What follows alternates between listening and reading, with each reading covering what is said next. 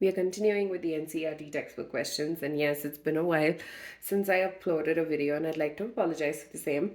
7.11. A sample of HI is placed in a flask at a pressure of 0.2 atmospheres. At equilibrium, the partial pressure of HI is 0.4. Actually, I think it is 0.04. I just miswrote the question. 0.04 atmospheres. What is Kp for the given equilibrium? So we've been also given the equation 2HI gives rise to H2 plus I2. Okay, so first of all, we've been given that the initial pressure of HI is equal to 0.2 atmospheres. And the partial pressure of HI at equilibrium equals to 0.04 atmospheres. Okay, so we need to find Kp. So for us to find Kp, we need the partial pressures of HI, H2 and I2. So that's what we need to actually be able to solve this question. So we have been given the partial pressure of HI at equilibrium. So from this, we can easily figure out the decrease of pressure after dissociation. So the decrease of pressure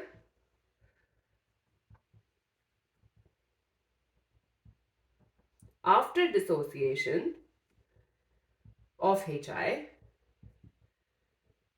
will be equal to 0.2 minus 0.04.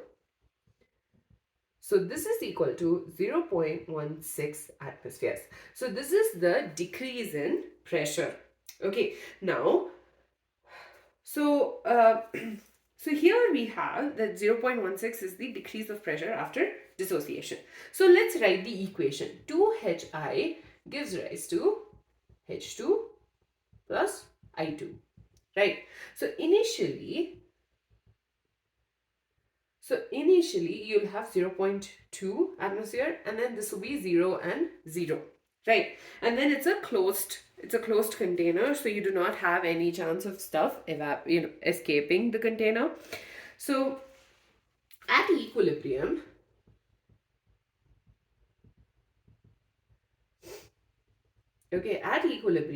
the partial pressure of HI is 0.04 and the decrease in pressure after dissociation is 0.16, which means the pressure of H2 plus I2 will be equal to 0.16. So the total pressure of hydrogen and iodine together will be equal to 0.16. And since you have equal, you don't have any thing written here, right? So this means that it becomes 0.16 divided by 2 and 0.16 divided by 2.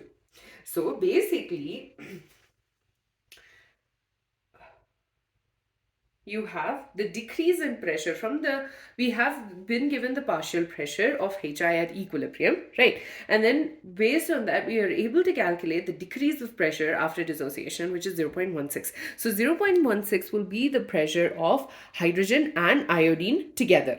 And because you have two substances, each divided by 2 will give us the individual partial pressures. So this is 0.8 and this will also be 0.08. I made this mistake while I was calculating it in my notebook as well.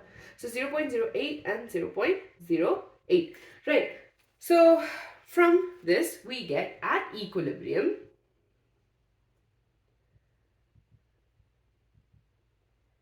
PHI will be equal to 0.04, PH2 equals to 0.08 and PHI2 equals to, okay, let me rewrite this, sorry. PHI equals to 0.04, pH2 equals to 0.08 and pHI2 equals to 0.08. And we know the equation for Kp for this particular reaction will be equal to partial pressure of H2 into partial pressure of I2 divided by partial pressure of HI.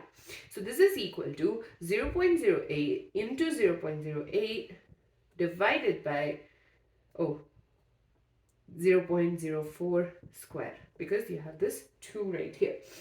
So when we simplify this, we get 0.0064 divided by 0.0016, and this is equal to 4.0. So basically what we did was we initially calculated the decrease in the pressure of the HI after dissociation, and using that we were able to calculate the partial pressure of H2 and I2, and we were already given the partial pressure of HI at equilibrium. Using these three values, we substituted it into the equation of Kp, and we are able to calculate the value of Kp. The next question, it's actually pretty easy. At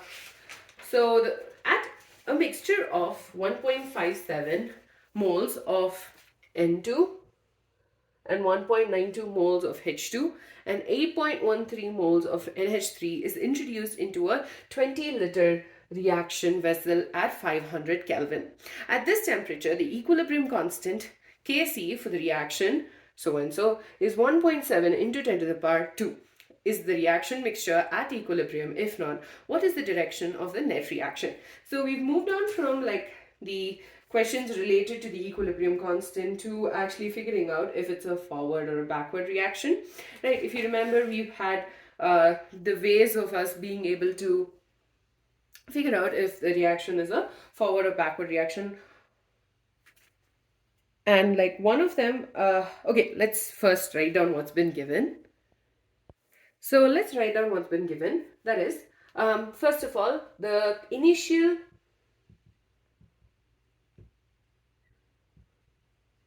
moles of N2 equals to 1.57 moles,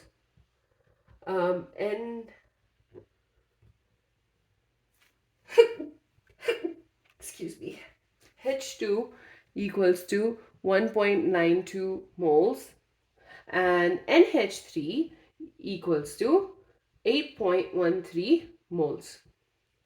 Right, we've been given that. We've also been given the volume, which is equal to 20 liters, right? And temperature is 500 Kelvin, and they've also mentioned that it's constant, so there has not been a change in temperature, because these are gases. We care if there has been a change in temperature. And we've also been given the value of Kc, which is equal to 1.7 into 10 to the power 2. Okay, so we've been given all of these values. We need to figure out if the reaction mixture is at equilibrium or not, and if not, what is the direction of the net reaction. Okay, so we will first start with figuring out what we need to calculate. So if you remember, when we talked about predicting the direction of the reaction, there was something called a reaction quotient, which was QC, which gives us, so QC equals to the concentration of the products divided by the reactants, like the same way we do for the equilibrium constant. But the only difference between the equilibrium constant and the reaction quotient is that the values of concentration need not necessarily be at equilibrium. So when QC is not equal to Kc, then the reaction is not considered to be in the equilibrium. And if it's less than if QC is less than Kc, we discussed that the reaction will proceed in the direction of the products, and if QC is greater than Kc, the reaction will proceed in the direction of the reactants. And if you have doubts about, if you haven't learned that, there is a video that I uploaded about the same. Feel free to check it out. So first of all, we need to calculate QC, and for us to calculate QC, we actually need concentration. We've been given it in the number of moles, we've been given the volume, so it's easy for us to calculate the concentration of each of these. So concentration of N2 will be equal to 1.57 divided by 20, and this is equal to 0.0785 moles per liter. Next one is H2. Concentration of H2 equals to 1.92 divided by 20. So moles per liter. That's the concentration. And this gives us 0.096 moles per liter. I hope it's visible in the screen. Oh, it's not. Okay. Moles per liter. And then you have concentration of NH3, which is equal to 8.13 divided by 20, which is equal to 0.4065 moles per liter. So we've been able to calculate this because we just basically divided. And if you want, you can for sure like substitute it into the equation of QC and then simplify it. It's up to you. You can, as long as you are able to arrive at the same conclusion in the end, you can do it. So QC is equal to concentration. So this is our equation. At this point, I'm pretty sure we've memorized this equation. So NH3 to the power 2, because 2 NH3 divided by H2 to the power 3 and N2 to the power 1.